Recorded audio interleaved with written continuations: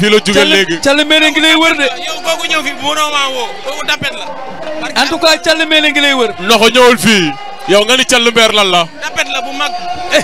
yow Thialy Mbéné nee na yaa ko teree neex. yow xam yëgasil micro bi. dama avance xam nga ne dem na ci moom.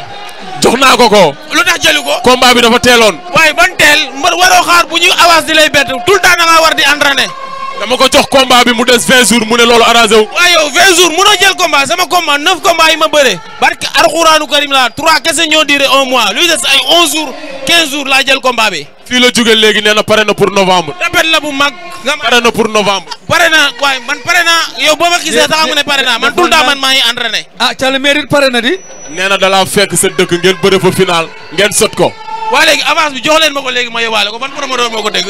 man maa koy tëgg. jox ma ko joxal ma avance. soo paree Jean Pouy jox la avance bi. waaw léegi Jean Pouy dina la jox avance bi. sooy dem léegi Jean jox la avance bi. Thialy Mbéné kese taxuma fee jug comprends nga. caatu ngewel. ndeysaan Noxo ñëwul fii. caatu ngewel. waaw. na ma jël. waaw. comment dirais-je. ak kan.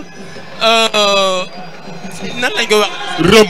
ah moom mi ngi fàtte sax ñu mu daan. waaw. kooku du bëre ak man. bëgg amul fenn. yaag Tafa Leer. dafa leer combat bu neex la. yaag Mbaye Tine numéro 2. na ñëw loolu ba léegi combat la Mbaye Tine kooku tapet la kooku du ma jël barki Alxuraanu Karim. yaag Boy Jaxaw. pare naa. yaag Boy Ñàgg. pare na kii daanu fi dem sax man soxla naa ko. Tigre. Tigre bu Lansar. Tigre Junior. ñoom ñëpp a ngi lay dégg acca ñu dem. waa baax na Max Mbargane ngi lay dégg. ak président Cheikh Niang. li moo tax